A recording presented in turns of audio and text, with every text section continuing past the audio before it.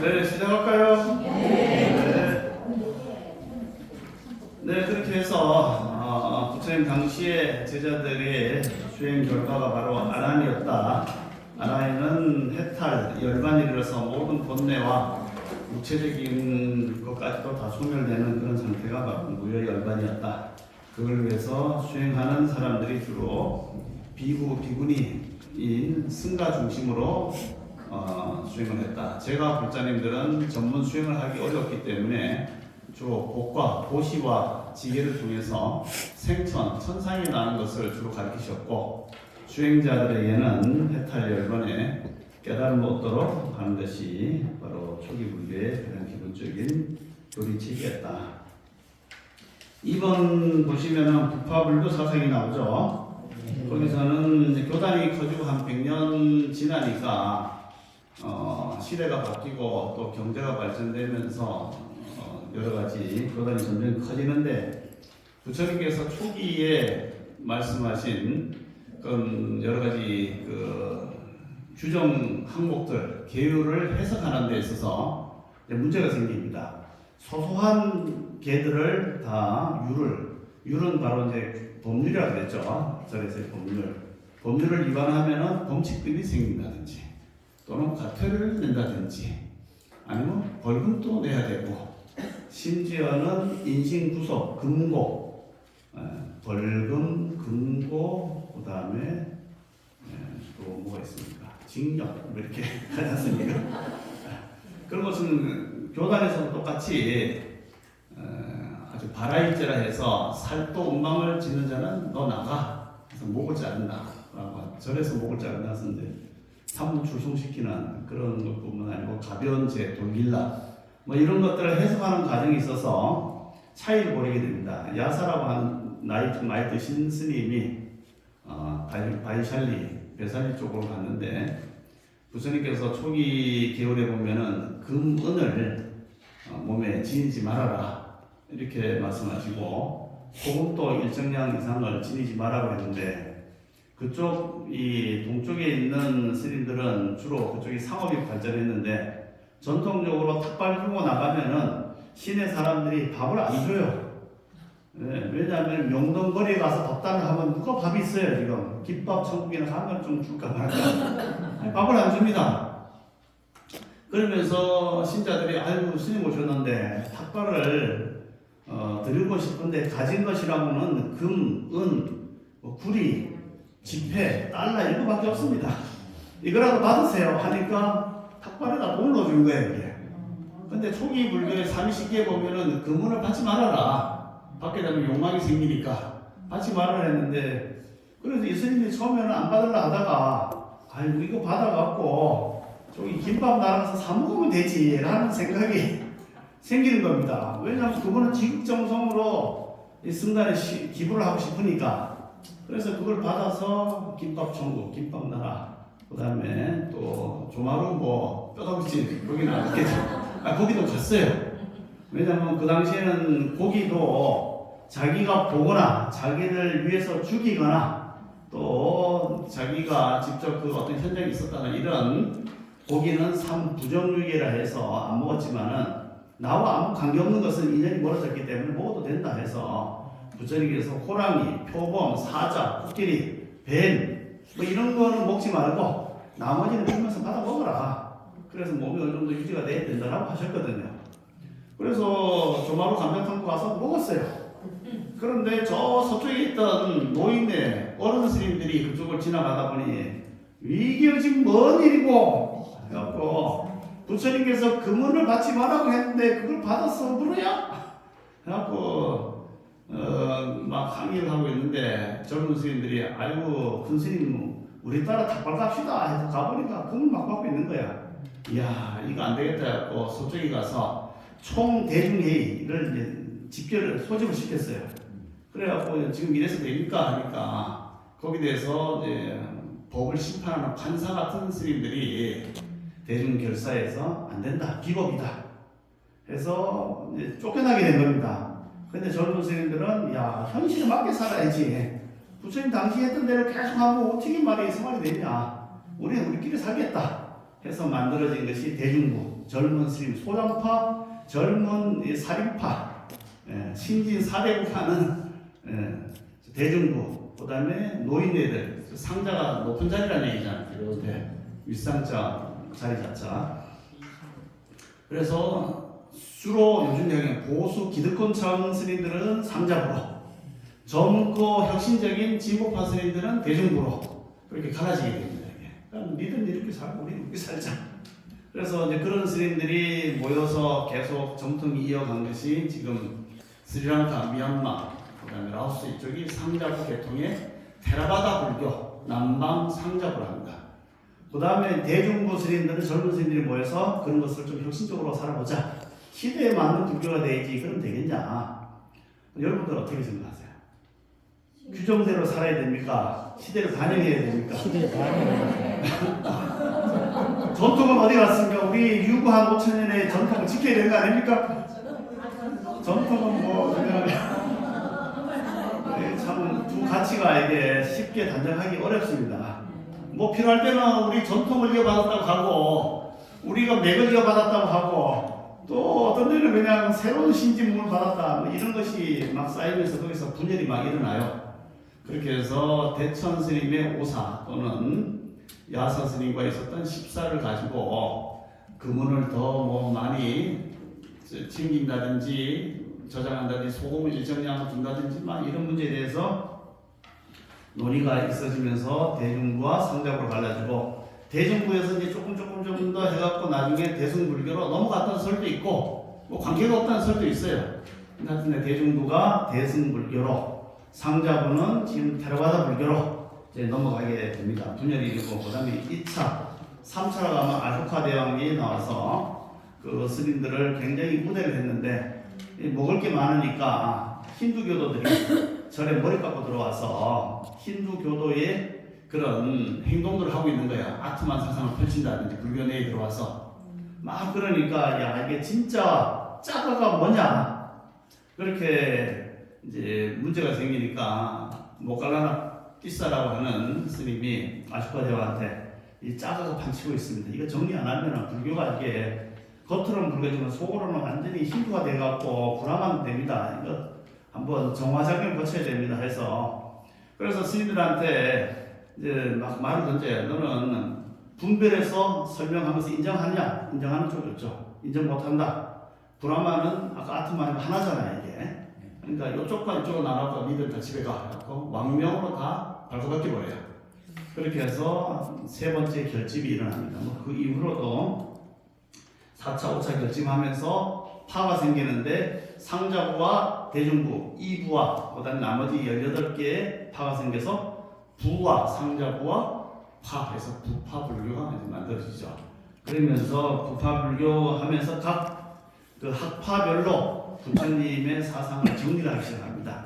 그래서 정리한 내용들을 막 결집을 한 것이 바로 아비달마 코사, 아비달마 구사론이라 해서 부처님께서는 어떤 일정한 체계를 가지고 설명하시지 않았어요. 오는 사람이 있으면 거기에 설명을 하시고 했는데 산설이죠. 그냥 막 이것저것 막 산설되는 것을 체계적으로 정리해서 바로 하나의 그 구슬을 깨듯이 한 것이 바로 대표적인 아비달마, 법에 대해서, 다르마가 법이잖아요. 법에 대해서 체계적인 연구를 해보자 한 것이 아비달마 구사론이라고 해서 코사론. 거기에서 세친 스님이 쓴 것이 유명하죠. 그렇게 해서 이제 아비달마 구사론에서는 부처님께서 말씀하신 내용들을 체계적으로 정리를 합니다. 그래서 크게 나누면은 이 아비달마 구사론에서는 5위 75법 부처님 말씀하신 모든 세상에 있는 그런 어떤 가르침, 존재의 일세에 대해서 5개의 큰 부류로 나눴어요. 그게 5위 75법입니다. 그래서 색법, 색이라는 것은 이제 물질이죠. 이 세상에 지금 우리 물질이 있죠. 이렇게 물질의 구성이 어떻게 되는가? 요즘 얘기하면 화학, 원소, 원자, 분자, 원자, 양성자, 중성자. 그 다음에 중성자를 또 전자로 또 나누고 그 안에 뭐 코크 있고 해갖고 물질의 근미세까지 쪼개버린 거예요. 과연 물질이 어디부터 시작되는가? 그래서 뭐 그 쪼개 보니까 그 안에 물질이 양털보다 가늘고 뭐 소털보다 가늘고 또는 뭐 토끼털보다 가늘고 그렇게 해서 계속 물질을 쪼개는 그 가장자리에는 물질이 있을까요, 없을까요? 계속 쪼개면은 쪼개다 남습니다. 쪼개면은 계속 쪼개면 물질이 있어요, 없어요? 그렇지. 쪼개짐이 있는 거죠. 없는 것에서 생길 수는 없잖아요. 맞죠? 있는 것은 아무리 쪼개도 계속 쪼개질 거 아닙니까? 예. 없는 데서 있는 게 생길 수는 없을 거 아니에요. 그래서 있다고 본 거예요. 이게. 그게 바로 설일체유입니다. 일체가 있다라고 설하는 그런 파가 생긴 것이 설일체유예요. 물질뿐만 아니고 우리의 마음도 그렇다는 거예요. 신법이 있는 거예요. 이 마음도 있다. 없는 데서 어떻게 인식작용이라고 하겠냐? 있다. 그래서 설일체. 모든 것은 최소의 극미의 물질이 있고 최소의 극미의 마음이 있고 마음이 생기면 거기에 따라오는 부수적인 마음이 있다. 심소법이 생긴다. 그래서 내가 지금 황에서 하고 글자를 딱 보면은 색깔이 뻘겋네 하고 생각이 따라오는 생각이 생기죠. 마음은 저걸 안식이 본단 말이죠. 보는데 따라서 뻘겋네. 국민의힘 로고가 빨간색이네 하고 이성 생각이 따라오죠. 그게 바로 심소법이에요. 마음에 따라오는 신하의 생각들, 심소법이 따라오는 거예요. 마음이 있고 마음에 따른 부수적인 생각이 있고 또 그것과 상관없는 생각들도 있어요. 심부상의 행법, 뭐 생멸하고 생하고 멸한 건 내 마음과 상관없이 물질이 일어났다 사라지잖아요. 심부상의 행법, 상하지 않는 행법이 있고 그것과 떨어져서 본래 열반이라는 무의법도 있다. 뭐 그런 식으로 해서 크게 5개를 나누고 5개마다 저 착한 마음, 나쁜 마음, 뭐 그렇지도 않은 마음 해서 막 나눠서 총 75개의 최소의 알갱이가 있다는 거예요. 이게. 그게 바로 설일체유부에서 아비달마 구사론에서 부처님이 말씀하신 모든 그 존재 마음들이 나라고 하는 존재는 본래 공주도 아니요, 무술도 아니요, 왕자도 아니고 다 바뀌어가고 그것의 근본적인 것은 무와 열반으로 갔었죠. 그래서 나의 몸과 마음은 열반이지만은 나의 몸과 마음과 상관없이 있는 이 세상에 존재하는 법은 있다. 그래서 아공 법유, 아는 공했지만은 존재하는 법들은 극미세의 법들은 존재한다. 법은 있다. 아공 법률을 따진 겁니다. 여기서. 그리고 원래 구사론을 8년 공부하고 그 다음에 유식을 3년 공부한다. 9, 4, 8년, 유식 3년 이렇게 하면은 불교의 기본적인 사상식을 다 공부를 하는 거예요. 그런데 이제 아비달마 구사론에서는 그렇게 법을 설했는데 이 법이 어떻다? 밑에 보면 실제한다 그러죠. 네, 실제한다. 그런데 과연 실제를 하는 것인가? 물질을 아까 따졌지만 물질을 쪼개면 계속 7개가 내가 하나가 있으면 이게 더 커지려면은 여기도 하나 붙어야 되고 여기도 하나 붙어야 되고 여기 이렇게 해서 하나 붙어야지 총 7개의 면을 붙여야지 하나가 더 확정될 거 아니에요. 자르면 또 7개로 나눠질 거 아니에요. 그렇게 해서 쪼개도 계속 최종적으로는 물질이 있다라고 보니까 이 아비달마 구설에서는 법이 있다. 법률을 주장했는데 그것을 반박하고 나서는 것이 바로 뭐냐? 대승불교가 등장합니다. 그래서 실제로 있는 것이냐? 법이. 그래서 현실 세계에서는 요걸 공부를 해야 돼요. 본래 다 공이야, 본래 다 무상이야 라고 하면 세상에 할 수 있는 게 없잖아요. 지금 책상도 있죠. 나도 있죠. 너도 있고 다 있어요. 그래서 있지만은 있지 않는 이치를 연구하는 것이 다음 차트로 넘어갑니다. 어쨌든 아비달마에서는 존재하는 법을 그렇게 열심히 쪼개서 따졌기 때문에 그 따진 것에 따라서 수행하는 수행법이 거기서 이제 등장을 해서 결국은 이걸 통해서도 열반에 이른다. 이렇게 이제 보는 것이고 아비달마에서는 나의 무상, 고무아를 먼저 공부하는 것이지만 법은 실제 한다라고 보는데, 그 다음에 이렇게 보면 부파불교의 사상에는 설일체 유구는 법체 항유죠. 법이라고 하는 건 우리가 이제 일반 뭐 부처님의 교법도 법이지만은 법이라는 게 존재하는 모든 만물을 다루 말합니다. 색법도 법이고 신법도 법이고 다 법이거든요, 이게.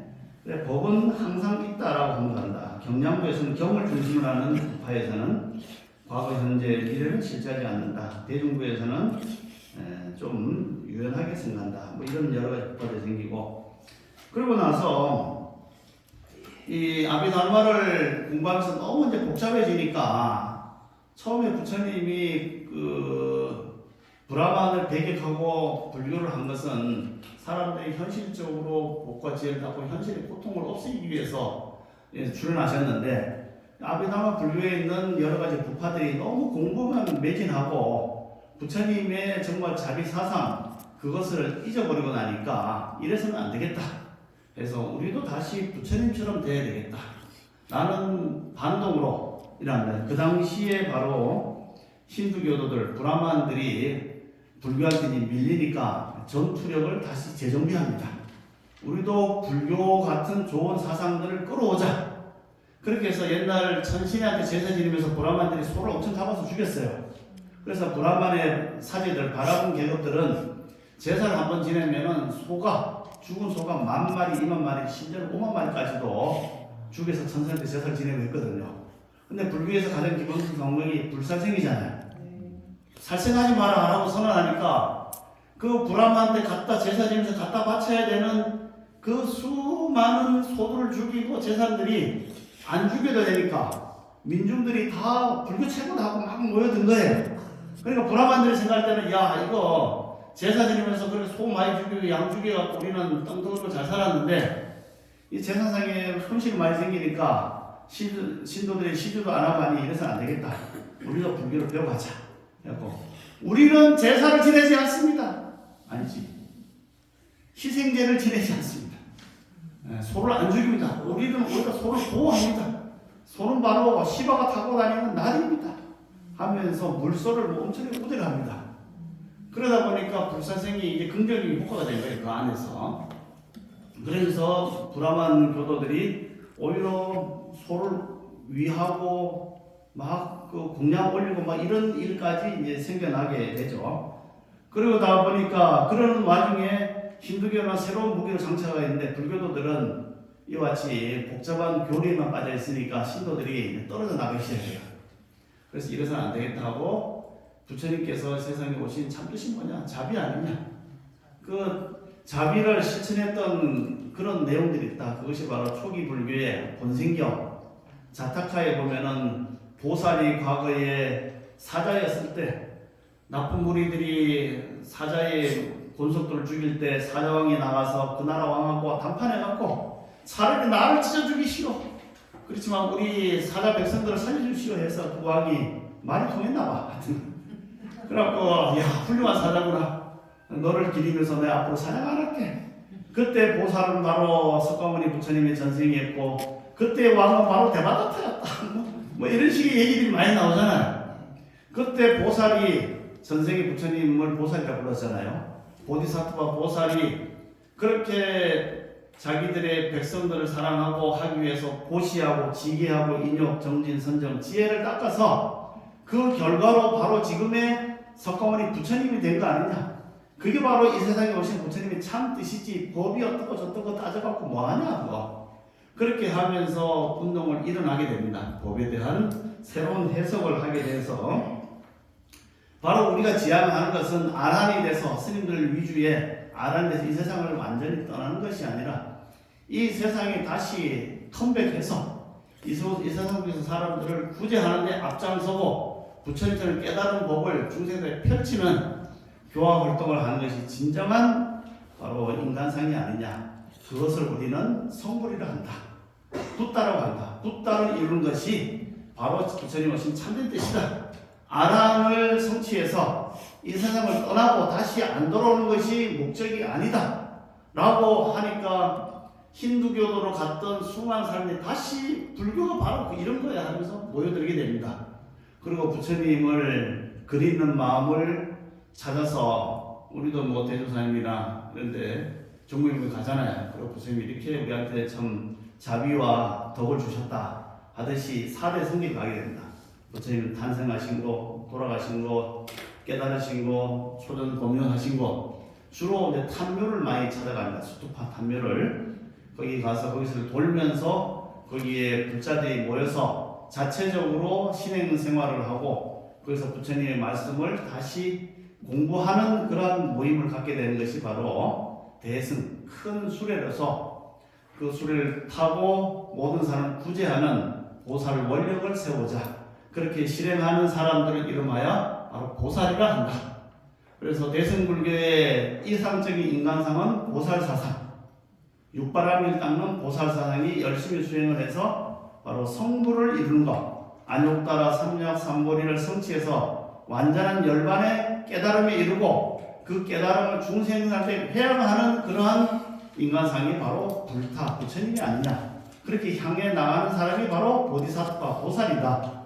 초기 불교에서는 열심히 수행해서 계정의 사막을 닦고 감각적 욕망 5개를 덜려버리고 사념처를 닦아서 사마타 이빠사를 닦아서 영증을 내고 그 다음에 욕망을 버려서 이욕 그 다음에 또 해탈 열반해서 이 세상을 떠나거라 하는 것이 목적이라면은 이 세상에 컴백해서 이 세상에서 육바람을 통해서 부처님같이 중생을 교화하는 곳으로 가자.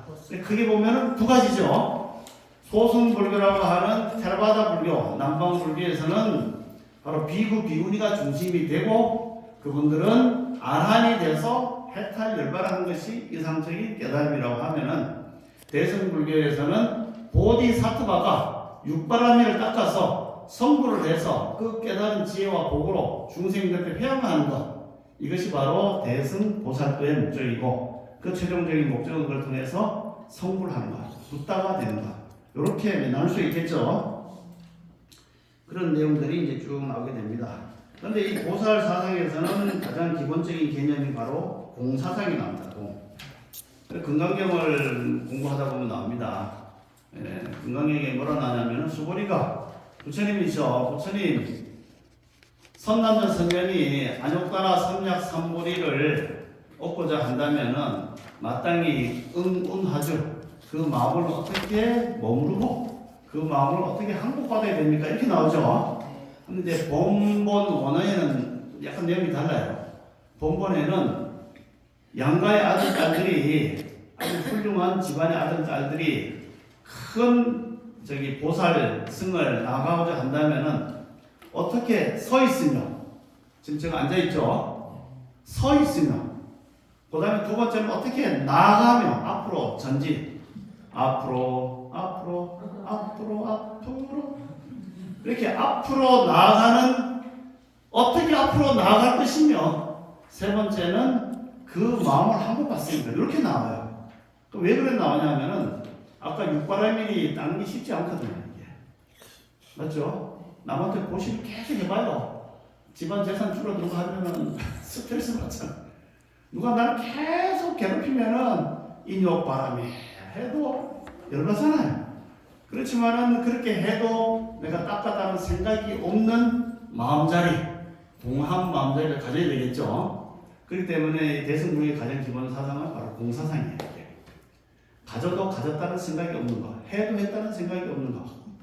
그러한 공에 대한 정확한 인식을 가졌을 때만이 보살도를 닦아도 스트레스를 안 받는 거예요.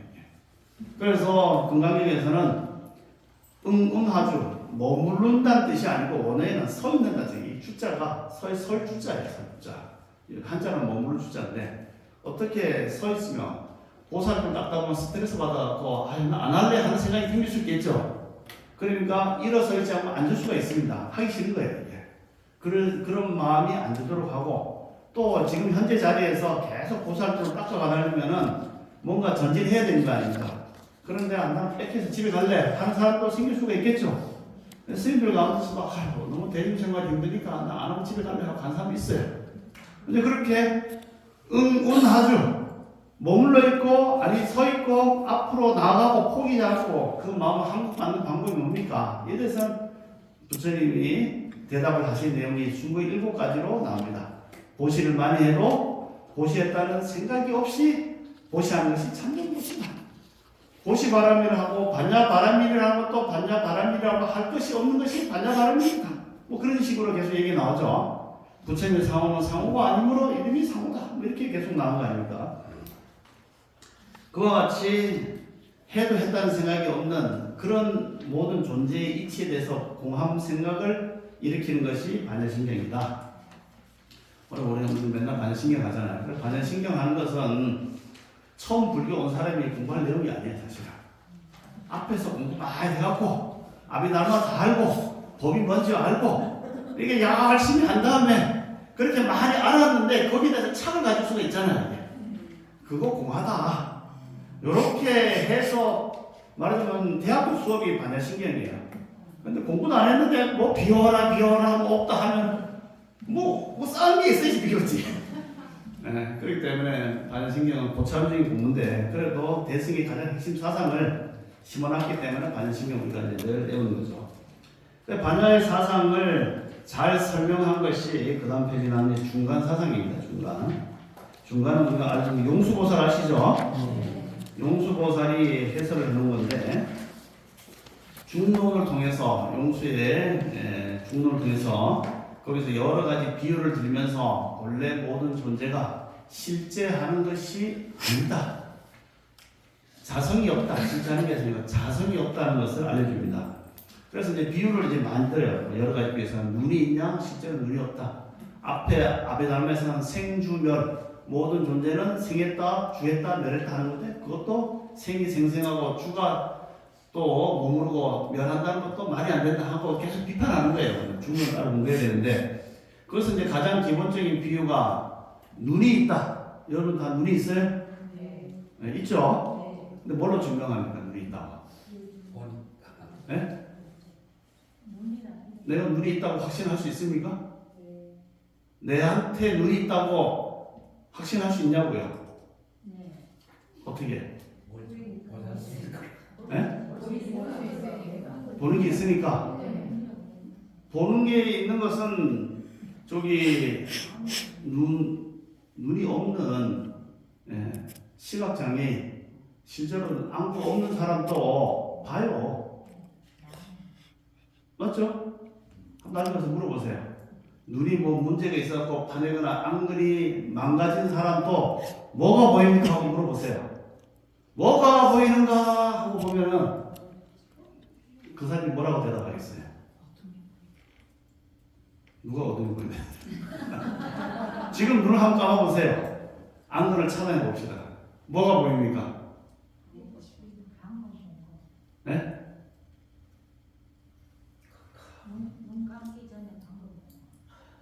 그거는 잔상이 나는 거고 눈을 감아도 안 보이는 게 아니라 깜깜하게 보이잖아요.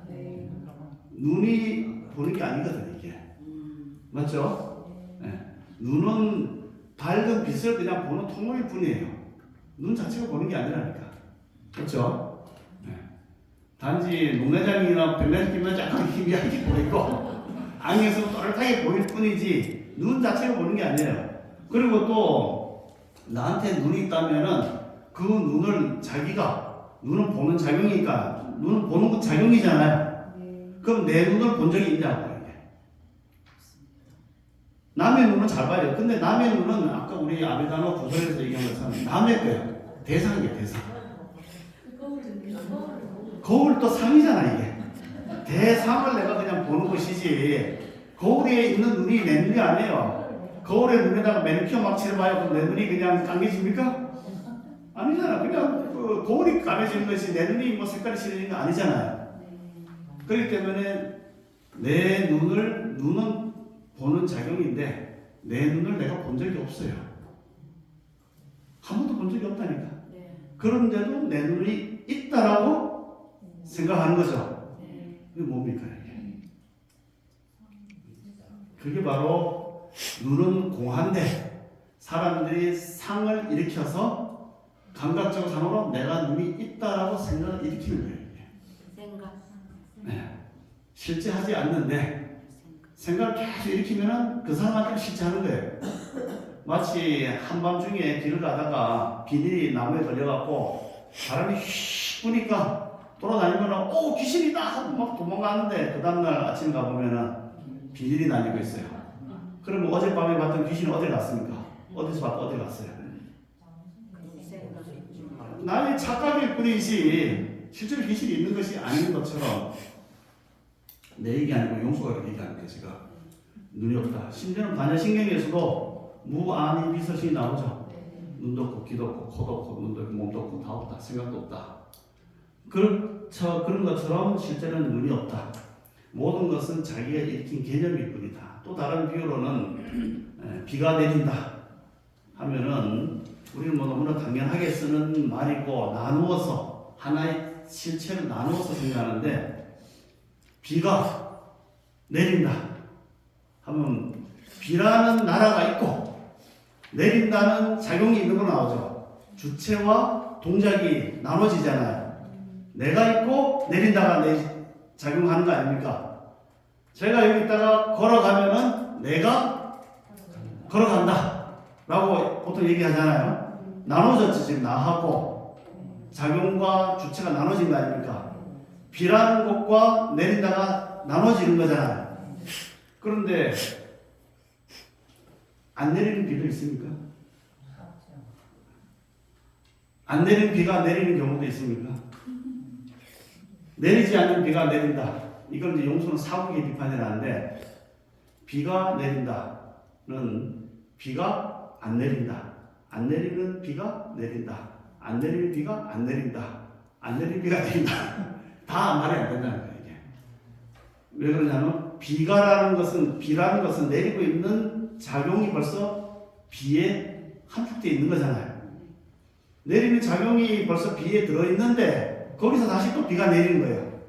동의 반복이 생기는 거지. 이게. 말이 안 된다는 거예요. 그리고 또 안 내리는 비가 내린다. 안 내리는데 어떻게 비가 내리겠어요? 말이 안 되죠. A가 아니다. A는 B가 아니다. A 아닌 것은 B다. A는 B가 아니다. A 아닌 것도 B 아니다. 뭐 이런 식으로. 그래갖고 다 우리가 쓰고 있는 단어라든지 구절이 다 안 맞다는 거예요. 이게. 내리는 비가 안 내린다. 안 내리는 비가 내린다. 다 말이 안 된다. 결론은 비는 내린 적이 없다. 희한하네. 웃기죠? 뭐 이런 식으로 이제 비판을 해요. 장작이 타고 있다. 장작 타지 않는 장작이 있느냐? 우리는 장작이 있고 불 타고 있는데 불 타는 곳을 살펴보세요. 그 안에 불 따로 있고 장작 따로 있습니까? 네, 초, 예? 따로 있지. 조금 더 쉽게 하면은 촌동이 있어요. 초가 있는데 거기 불이 있죠. 이렇게 촛불. 예. 양하영의 촛불 타는 바니까 촛불이 확 있는데 거기서 불 따로 초하고 따로 분리가 됩니까 이게? 안 되죠. 네, 안 됩니다. 근데 우리는 초가 타고 있네 이렇게 얘기해요. 이게. 분리가 안 됩니다. 하나예요. 이게 하나. 근데 사람은 그걸 쪼갭니다. 이게. 불이 있고 초가 있고 탄다는 동작이 따로 있다고 하는데 탄다는 동작 안에 이미 벌써 초가 타고 있는 거예요. 그걸 이제 더 자세히 살펴보면은 내가 있고 이제 가는 내가 있고 가는 동작이 따로 있어요. 근데 그게 말이 돼요? 그럼 내가 가는 거지. 내가 있고 가는 게 따로 있냐고 이게. 그럼 내가 가는 거지. 그 하나의 내가 간다는 동작 안에 내가 다 있는 거잖아. 근데 내가 간다라고 하면은 가고 있는 내가 또 가고 있는 거예요. 이게. 말이 안 되는 거예요. 이게. 그러면 뭐냐? 다 세상은 말장난이다. 말장난뿐만 아니고 머릿속에 착각된 개념의 분별 작용만이 남아있다. 본래는 그냥 그대로 하나다.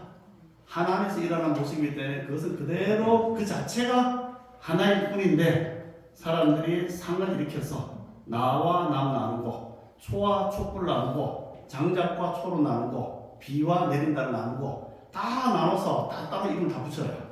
이름이 붙여지는 순간부터는 그것은 개별적으로 존재하는 사물이 되어버려요.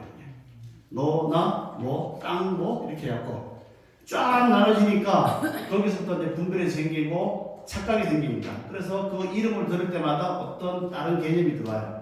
민주당 하면 어떤 개념, 국민의힘은 어떤 개념, 너 하면 어떤 개념, 개념들이 쌓이고 쌓이다 보면 이미지가 굳어져서 하나의 고정적인 대상, 사물, 세계 만들어져 갖고 그것이 삼라만상의 다양한 차별성으로 그 사람한테 보여지는 그런 차별성이 생기는데 본래는 공하다. 그렇게 보는 것이고 뭐 또 다른 비유로는 우리가 뭐 길다 짧다 하는 것도 절대적인 긴 게 어디 있냐. 더 긴 거 갖다 대면은 짧은 거고 짧은 거 되면 기니까 볼펜은 길다고 할 수도 없고 짧다고 할 수도 없다. 이름하여 공하다. 자성이 없다. 세상 만물이 다 그렇다. 이렇게 보는 것이 중도입니다. 중도. 이게 중도. 근데 이렇게 이제 중도를 보면은 이제 그래서 이제 얘기가 설명이 뭐 엄청 많아요. 사구계가 이렇게 나오고 그렇게 하기 때문에 이 공중도를 알면은 나라는 것에 대한 착이 없기 때문에 베풀어도 베푼 바가 없는 거죠. 내 안에 나 자체에서 일어나는 모든 작용의 모습이기 때문에 그대로 공이니까 자비를 내가 남한테 베푼다는 생각이 없이 그대로 자비에 일어나는 거예요. 그런데 너와 남이 분리가 되면은 내가 너한테 줄게, 내가 보시할게, 내가 이용할게 하는 것은 나와 남 그 대상을 대립적으로 보면서 하는 거니까 나중에 하다 보면은 스트레스 받거든. 내가 언제까지 이래야 되냐. 그런데 분별이 안 되고 하나면은 그냥 내 안에서 일어나는 그냥 그 자리가 다 나예요. 나. 거기서 뭐가 나오느냐 바로 분별이 사라진 자리가 하나의 큰 한마음 일심이다. 일심의 자리에서는 너와 내가 따로 없으니까 그대로 부처님의 법의 모습이 그대로 나의 모습이다. 근데 그렇게 보니까 궁극적인 반야의 자비가 그대로 나온다. 그래서 자비 실천이 나온다는 것 그렇게 하고 그 다음에 나온 사생이 그래서 이제 그러면 이제 어떤 사람이 이렇게 질문합니다. 아이고 그럼 부처님이 말씀하신 84,000 대장경도 다 공한데 말로 그렇게 쎄빠지게 부처님은 설하셨느냐? 그것도 공한 거 아니냐? 그렇게 얘기할 수 있겠죠? 예, 부처님 84,000 대장경도 다 공한 거 아니냐? 뭐 믿을 게 뭐 있냐? 라고 하니까 용수보살은 공한 것도 공하지만은 그런 악취공에 빠지면 안 된다. 부처님께서 공한 자리에 머물렀지만은 굳이 84,000 대법문을 설한 것은 바로 이런 이유다 하면서 하신 말씀이 지금 이제 쉬는 시간에 와글와글 떠들었죠. 안 떠든 사람도 있죠. 근데 여기 반장이 있어요. 수업 시간 다 됐는데 이제 강사가 와서 하려고 하면 야 조용히 해! 하고 소리치죠. 여기는 안 그러지만 옛날에 학교 할 때 보면 야 조용히 해 하면은 그 반장의 권위가 있을 때는 조용합니다. 좀 힘도 세고 뭐 오뎅도 많이 사주고 하면 조용한데 오뎅도 떡볶이도 안 사주고 핫도그도 안 사주고 입만 가지고 조용히 하면 네가 시끄럽다 하고 네가 조용히 해 그럴 수가 있죠. 권위가 안 먹히면은 반발이 들어옵니다. 네, 맞아요. 네가 나왔어요. 그처럼 권위가 있는 사람이 조용히 하면은 그 조용히 해도 시끄럽지만은 그래도 다 조용해집니다. 이게. 부처님께서 세상에 희론들이 너무 많아서 그것을 다 조용히 하기 위해서 84,000 법문을 설하셨지만은 마지막에 그 법문조차도 좋은 뜻으로 설하긴 했지만은 그것도 비콰이었다고 하는 것도 같은 거예요. 그것도 소음이에요. 최종적으로 보면. 맞죠? 네. 시끄러우니까 조용히 했지. 이미 조용해지면은 시끄러워하는 소리도 필요 없는 거죠. 이제. 그래서 성철 스님이 마지막에 돌아가실 때 부처님 하신 말씀 자기가 한 말이 모두 다 마구니 치시고 뭐 여우리 치시다 하는 것이 실제로 여우가 뜻이 아니고 그런 말조차도 고요한 열반의 경지 본래 자성이 그냥 필요 없는 말이에요. 그래서 이제 그런 식으로 선사들은 뭐 성가에서 적정요요 본자는 본래 그대로 조용한 본바탕인데 하사석풍동인데 어디서 동쪽에서 바람이 휙 불어와서 서쪽에서 바람이 동쪽에 대나무를 흔들어내느냐 그리고 뭐 기러기 한 마리 날아가네 뭐 그러는데 본래 고요한 자리인데 중생들이 너무 이 이상적인 여러 가지 희론들이 많으니까 나타나서 한번 푹 하고 떠들었지만은 그것조차도 원래는 다 필요 없는 얘기다. 부처님 하신 말씀도 다 필요 없는 얘기다. 희론이 있을 때는 필요하지만 희론이 없을 때는 필요 없는 얘기죠. 84,000 대장경도 필요 없는 얘기야 이게. 그렇지만 중생은 그렇지 못하니까 필요 있는 얘기입니다. 그래서 부처님 불상도 그래도 필요 없어요. 그래서 중생이 다른 사견을 많이 믿으면 필요 있습니다. 그래서 마지막에는 비카이어트라고 하는 소리조차도 필요 없는 거예요. 그것도 공해진 겁니다. 그렇게 설명하는 것이 바로 중론의 반야공인데 이제 그렇게만 얘기하면 다 필요 없는 게 해버린 거라. 그러면은 세상은 또 너무 현실 세계는 어차피 중생이 막 기억해 사는 세상에는 뭐도 필요하잖아요. 이왕이면 좋게 바르게 이렇게 나가기 위해서는 다시 그 자리에서 드러내는 또 상이 필요한 거예요. 그래서 중생이 일으킨 여러 가지 생각들이 어떻게 전개되느냐에 대해서 앞에서는 아비달마에서는 있다고 그랬죠. 색법도 있고 신법도 있고 다 있는데 여기 유식이 와서는 다 공이기 때문에 실질적으로 눈도 없고 코도 없지만은 그것이 아득한 업의 세계에서는 업식이 현현하고 있는 이런 세상에서는 실제로 또 나타나고 있다. 아까 같이 밤길에 길을 가다가 그 비닐이 날리는 거 보고 실제로는 거기 귀신이 없는데 그걸 보는 사람한테는 있지 않습니까 이게. 그럴 때는 공포를 없애줘야 되겠죠. 그렇게 일어나는 현상, 마음속에 일어나는 현상들을 일단 분석해 본 것이 바로 유식에서 오로지 10분이다, 마음뿐이다. 그래서 이제 마음법 유식이다 해서 마음의 움직임을 다 설명합니다. 근데 그 아베다바 구설론에서는 색법이 있다라고 하는데 그것도 마음속에 일어나는 모습이다. 그렇게 해서 오이백법을 얘기해요. 오이백법. 근데 여기서는 마음의 종류를 우리가 눈으로 보는 마음, 그 다음에 귀로, 코로, 혀로, 신체로, 마음으로 해서 안, 이, 비, 설, 신, 의, 육식에다가 육식은 우리가 이제 살아있을 때 느끼는 마음이잖아요. 그런데 이 마음의 바탕이 되는 모체 마음이 있다는 거예요. 이게. 왜 그러냐면은 어떤 사람이 마음이 지금 우리를 이끌고 있는 거 아닙니까? 육체는 잠잘 때 수도해도 그 뭔가 나라고 이식되는 그 마음이 있으니까 나라고 유지가 되는 거 아니에요? 그런데 그 마음이 바로 깊은 심층 심의식이 있다. 이제 심리학으로 들어가요. 그래서 그 마음에는 뭐가 있느냐 하면은 교통사고를 어떤 사람이 당해서 말하자면 식물인간이 되었어요. 안근도 멈췄고 이근도 멈췄고 아버님 하고 앞만 불러도 뭐 전혀 반응이 없어요. 이근도 멈추고 비근도 숨은 머시기가 조금 있지만은 멈췄지만 이 사람을 죽었다고 해야 됩니까? 안 죽었다고 해야 됩니까? 그러면은 죽음과 삶의 기준이 뭡니까 이게? 열심히 사는 것이 네, 시간이 다 되는데 죽음과 삶의 기준을 바로 우리 심, 마음이 어디에 있느냐를 기준으로 삼습니다. 이게. 그래서 초기 불교에서는 안이비설 심리가 멈추면 죽었다. 이 사람은 식물인간이 죽었다라고 생각할 수 있어요. 그것이 현대 법의학에 내려오면은 바로 호흡이 멈춘 게 죽었냐? 아니면은 뇌가 멈춘 것이 죽었냐? 아니면 심장이 멈춘 것이 죽었냐? 뭐를 볼 수 있습니까? 심장이 멈춘 것이 죽었다. 호흡이 멈춘 거나 뭐 심장이 멈춘 호흡도 멈추지만은 뇌가 멈춘 것은 죽었다고 볼 수 있습니까? 안 죽었다고 볼 수 있습니까? 소위 이제 병원에서는 뇌사 판정하잖아요. 뇌의 모든 작용이 멈추면 이 사람은 의학적으로 죽었습니다. 심장은 뛰고 있지만은 뇌가 죽은 것은 사망 판정이 납니다. 그런데 아직 장기가 살아있으니까 배를 갈라서 심장도 떼주고 신장도 떼주고 간도 떼주고 심장도 떼주고 뭐 다 떼줍니다. 그거 떼주면 아주 처참하거든요. 그거 완전히 돼지 고살장 회파하는 것보다 더 하대요.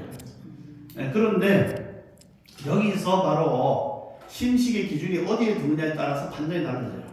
뇌가 멈춰서 죽었다고 하면은 이 사람은 죽여서 해도 돼요. 죽었으니까. 그런데 심장이 아직 살아있다면은 뇌는 하나의 기관일 뿐인데 죽은 게 아니죠. 이 말할 제6식에서 제7식에서 이 만화식이라고 하는 이 심식이 어디에 있느냐, 이제 그걸 가지고 판정을 합니다. 육군은 멈췄지만은 심층심의식이라는 나라는 자의식이 요 심장에 붙어 있으면은 유식에서 살아있다고 봐요. 그래서 이래 큰 스님께서도 이 좌심방 좌심실, 이 심장이 마음심자, 마음이 담겨 있는 곳이 바로 보통은 본래는 뭐 그거랑 저거랑 마음 자체가 우리의 본래 근본인데 그 마음에 나라고 하는 인식 체계라고 하는 착이 모여서 요 심장에 붙어 있으면 이 사람은 이것이 나라고 인식하기 때문에 윤회하는 과정에서 나가 맞잖아요, 일단은. 근데 이 심장이 아직 팔딱팔딱 뛰고 있는데 가르면은 말은 못하지만은 이 무의식이 나의 몸을 가르는구나 하고 엄청난 분노를 일으킨다는 거예요. 분노, 괴로움, 막 말할 수 없는 그런 어떤 화가 나면서 그걸 하는 사람의 무한한 저주 내지 그런 게 일어난다고 합니다.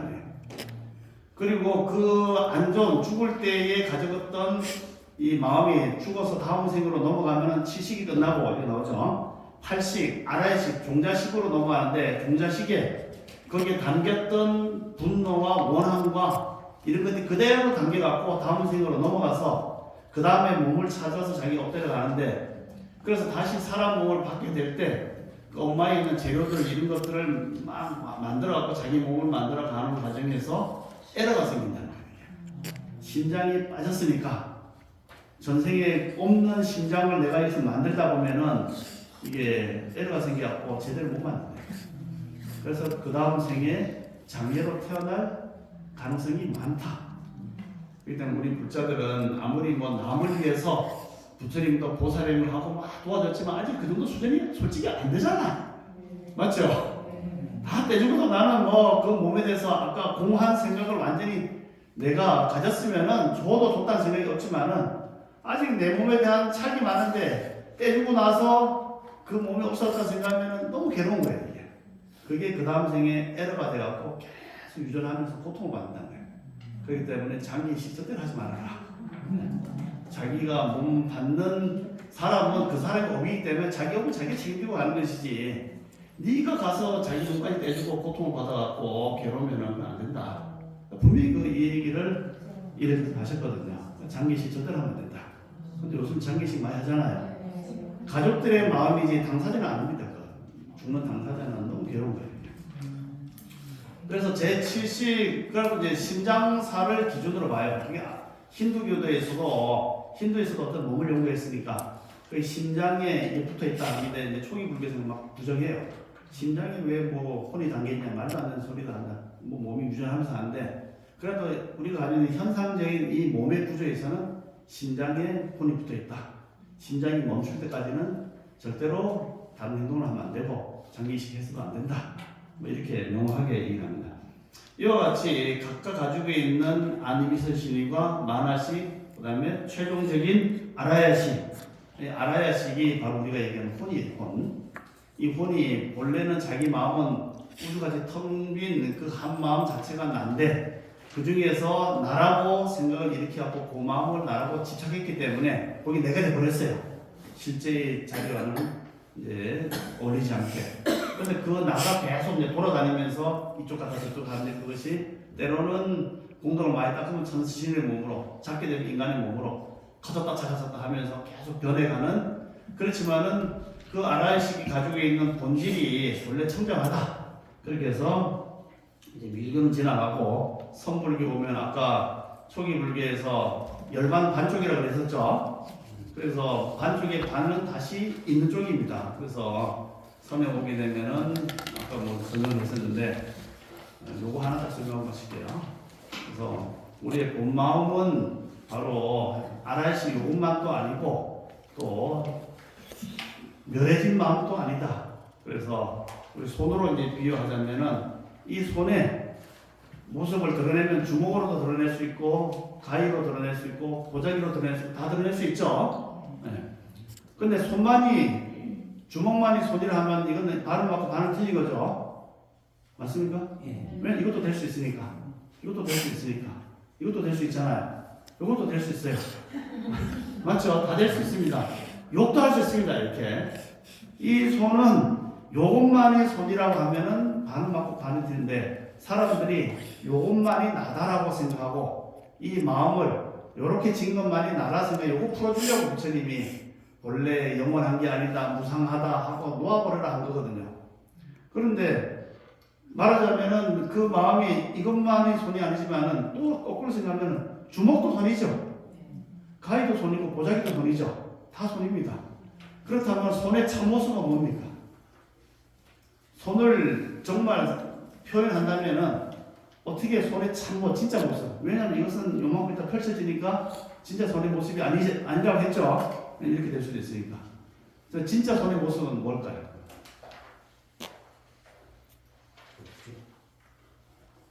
진짜 손. 이겁니까? 이겁니까? 이겁니까?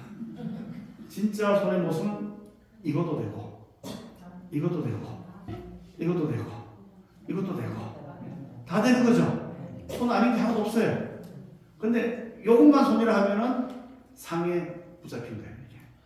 또 반면에 이거는 손이 아닙니다 하는 것은 뭡니까? 이것도 아니란 쪽에서 부정하는 쪽으로 가보면 돼요. 무아라고 하는. 맞죠? 요것만이 손이라고 하면 아트만에 붙잡힌 거고 이건 손이 아니라 하면 무아에 집착한 거예요. 이게. 맞죠? 손의 모습은 이것도 되고 다 되는 겁니다. 즉 우리의 뭔가 마음 현재 드러난 것도 바로 나의 깨달음의 모습을 그대로 드러낸 거다. 그렇지만 여기에 집착하면은 또 중생이 사는 모습이고 이렇게 드러났지만은 여기에 착하지 않으면은 그대로 불성을 드러낸 것이다. 맞죠? 만약에 아란이 이것이 중생의 모습이라면 이것을 다 놓아버려라. 해탈 열반에 집착 놓고 놓아버려라 해서 놓았어요. 놓았다면 다시 이것이 안 되는 겁니까? 놓은 것도 손이요, 붙잡은 것도 손이죠. 다시 한번 돌리면 다 손인 겁니다. 그래서 아라한은 열반에 드는 것이 최종 목적지가 아니고 다시 이 주목 가입으로 다시 돌아오는 그 자체가 바로 뭐 내가 있어서 아까 내가 있어서 가는 게 아니고 내가 그냥 그대로 주목이고 내가 그대로 작용인 거예요. 내 스스로가 그대로 작용이고 내 스스로 주체인데 여기서 주체와 작용을 분리할 수 없는 것처럼 내가 그대로 법이다. 그래서 선녀관에서는 부처님 불법인 몸이 가면은 너 지금 차 마시고 있지? 차는 한 잔 먹어라. 지금 먹고 있는 그 자체가 불성을 드러내고 있는 거 아니냐? 주먹이 불성을 드러내고 있고 가위가 주먹을 드러내고 손을 드러내고 있고 다 드러내고 있는데 여기서 딸리 손이 뭡니까 하고 묻는다면 한심한 놈 아니냐 이거야. 지금 이 자체가 네가 지금 그대로 손을 들어 보이고 있는데 여기서 뭐 손이 어디 있습니까 하고 물으면 한심한 거잖아요. 이해됩니까? 짧은 시간에. 그래서 이제 최종적으로는 저기 법화의 일불성도 달리 있는 게 아니에요. 그 자체가 제복이 그대로 참된 모습이고 네 마음 그대로가 불성은 그대로 드러나고 있는데 어디 뭐 따로 수행을 해갖고 깨달아갖고 어디 올라가고 하는 것은 좋은 방향으로 쓰는 것뿐이지 스스로의 참된 성품을 떠나서 있는 게 아니다. 그걸 알면은 이 자리에서 열심히 충실하게 저희 공부하고 살면은 그게 바로 성공하는 거다. 뭐 이런 식으로 이제 결론이 선불교에서 나게 되겠습니다. 시간이 없어서 마쳐야 되겠어요. 뭐 질문이 있습니까? 네. 선생님께서 장례식 하시잖아요. 네. 근데 이제 만약에 사람이 죽고 나서 장이 기증하는 건 어때요? 그러니까 장기 기증을 하자니 자기 몸에 장기를 떼야 되잖아요. 근데 유식에서 나온 것처럼 제7식이라는 게 내 마음이 나누면 한 마음이지만은 눈이 보는 마음이 있고 코가 보는 마음이 있고 이렇게 다 마음이 있는데 그 마음을 저장하는 그 바탕에 심층 심의식이 있대요. 심층 심인식이 바로 자의식, 만화식인데 그 만화식이 머릿속에 자기는 이게 나다라고 하는 생각을 가지고 있대요. 이게. 요건 일반 사람이 할 수 없고 유식 요가론자들이 깊이 산매에 들어보니까 아 우리의 마음이 이렇게 심층으로 가는구나를 분석해서 보니 이렇게 생긴 것이 자의식이 있다는 거예요. 자아가 있잖아요.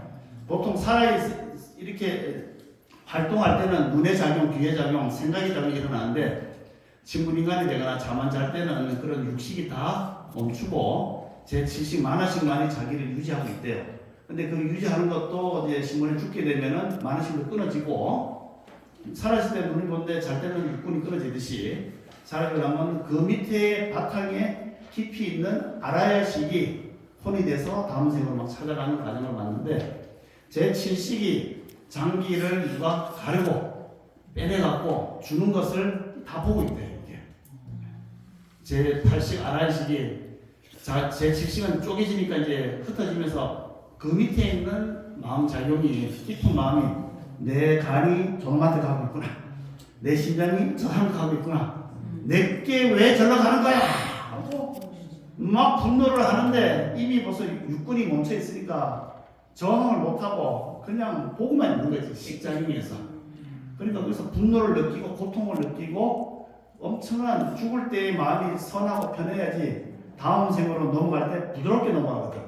다음 생에 엄마 몸을 찾아갈 때 착한 마음, 좋은 마음 싹 넘어가고 극락에 가면 그 마음 가지고 싹 가서 극락에 가는데 요 마음이 갑자기 분노가 팍 올라가면은 분노 게이지가 쫙 올라가면은 그 악한 마음이 생겨갖고 다음에 인도 환생을 못한대. 이게 설사 하더라도 그 마음을 계속 가지고 있으니까 아까 제 트러블이 생기거나 안 좋은 것을 가거나 하는데 초기 청정도련을 보면은 윤회의 과정 속에서 일반적인 윤회 과정 속에서 다음 생에 몸을 받는 조건이 뭐냐?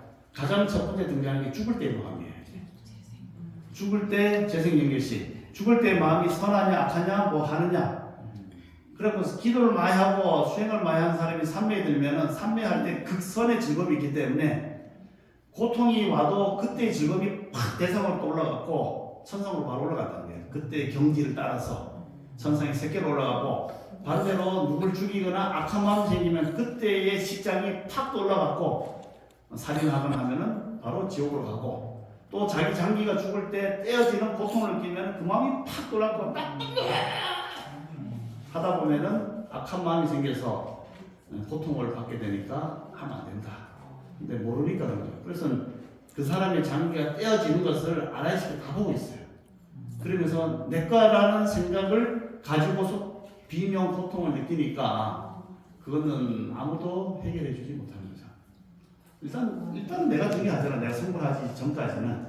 그런데 주면 안 된다는 거예요. 그래서 뭐 요즘 주민등록증 새로 할 때 장기 기증을 다 동의하시냐고 넘어간다고 하는 얘기가 나오더라고요. 그 김예지라는 저 장님 국회의원이 네. 그걸 진행하고 있다 하더라고요. 예, 안 됩니다. 그거는 그 사람은 과거에 뭐 어쨌든 여러 가지 이유로 인해서 장님이 되었지만은 다들 밝은 대명 강문 천지를 보고 살아야지. 그 과거에 업력이 생겼던 과거를 굳이 자기가 짊어지고 갈 필요는 없는 겁니다. 그렇기 때문에 내가 완전히 참 깨달음 얻어서 공한 이치를 완전히 처득해서 그런 거 없어도 나는 정말 아무런 관리가 없다라고 생각하면 몰라도 그렇지 않으면 절대로 장기기증하면 안 된다. 이대근 선생님께서는 아주 강조를 많이 하셨어요. 우리 불자들은 절대로 장기기증하지 말아라.